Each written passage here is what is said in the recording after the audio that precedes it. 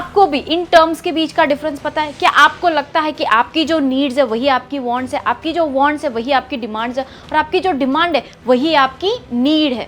उफ, बहुत ज़्यादा कन्फ्यूजन है, राइट? सो अगर आप भी ये कन्फ्यूजन को दूर करना चाहते हो तो आप ये वीडियो को एंड तक ज़रूर देखिए। इस वीडियो से आपके बेसिक कोर मार्केटिंग के रिलेटेड सारी कॉन्सेप्ट क्लियर हो जाएंगे और आप अपने बिजनेस के मार्केटिंग में पूरी तरह से छा जाओगे। तो वीडियो को एंड तक ज़रूर देखिएगा। तो चलिए शुरू करते हैं।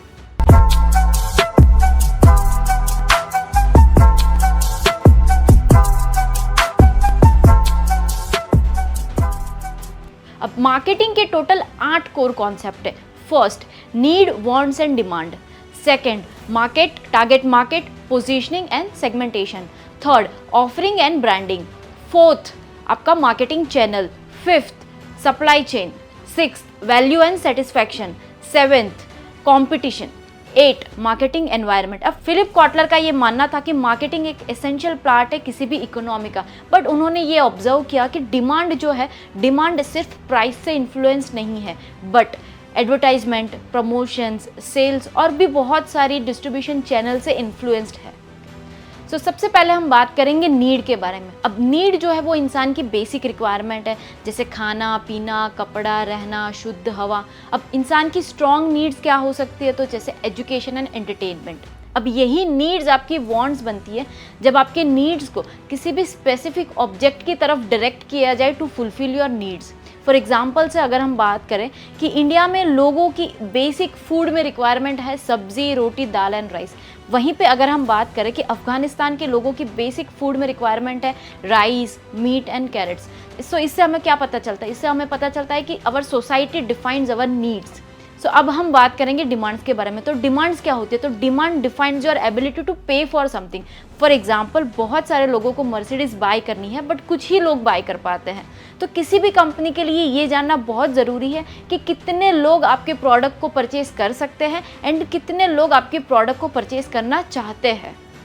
अब किसी भी बिजनेसमैन या किसी भी ऑर्गेनाइजेशन के लिए नीड को अंडरस्टैंड करना ज़रूरी है। अब नीड के टाइप्स क्या होते हैं? तो नीड के टोटल 5 टाइप्स होते हैं। सबसे फर्स्ट है delight needs, stated needs, unstated needs, secret needs and real needs. अगर इसे हम डिटेल में समझे, किसी कस्टमर को कार तो बाय करनी है बट वो चाहते हैं कि उसकी ऑपरेटिंग कॉस्ट लो हो। कोई कस्टमर ये एक्सपेक्ट करते हैं कि भाई मुझे डीलर से बहुत अच्छी सर्विस मिले। कोई कस्टमर ये एक्सपेक्ट करते हैं कि मुझे कुछ एडिशनल एक्स्ट्रा फीचर्स कार में इंक्लूड करके दिए जाए। सो इस हिसाब से हर ऑर्गेनाइजेशन को, हर एक बिजनेस को अपने कस्टमर की नीड को अंडरस्टैंड करना ज़रूरी है एंड वो कौन से टाइप की नीड है वो अंडरस्टैंड करना ज़रूरी है। सेकंड जो है वो है target market, positioning and segmentation. अब हर किसी को सेम रेस्टोरेंट जाना या हर किसी को सेम होटल में रुकना या हर किसी को सेम मूवी देखना पसंद नहीं होता है। तो मार्केटर्स क्या करते हैं? मार्केटर्स मार्केट को सेगमेंट्स में डिवाइड करते हैं। मार्केटर्स ये आइडेंटिफाई करते हैं कि कितने ऐसे बायर्स हैं जो वेरिंग प्रोडक्ट्स और सर्विस को परचेज करना पसंद कर रहे हैं। सो ये आइडेंटिफिकेशन के बाद कितनी अपॉर्चुनिटीज़ कौन से सेक्टर्स में है, उसके बेसिस पे मार्केटर्स टारगेट मार्केट को डिसाइड करते हैं। अगर इसका ग्रेट एग्जाम्पल अगर हम देखें तो ज़ूडियो कंपनी। अब ज़ूडियो जो है वो टाटा रिटेल की एक सब्सिडरी ब्रांड है।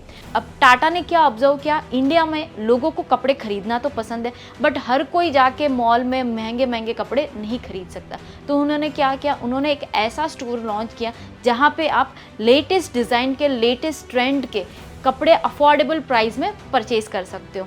अब किसी भी प्रोडक्ट की पोजीशनिंग कैसी होनी चाहिए? इंडिया में अगर हम बात करें चॉकलेट की, सो जब भी हम चॉकलेट का नाम लेते हैं तो सबसे पहले हमारे माइंड में कौन सा नेम आता है? कैडबरी। क्यों कैडबरी? क्योंकि प्रोडक्ट की पोजीशनिंग ही कुछ इस हिसाब से की गई है कि वो हमारे माइंड में फिट हो चुका है।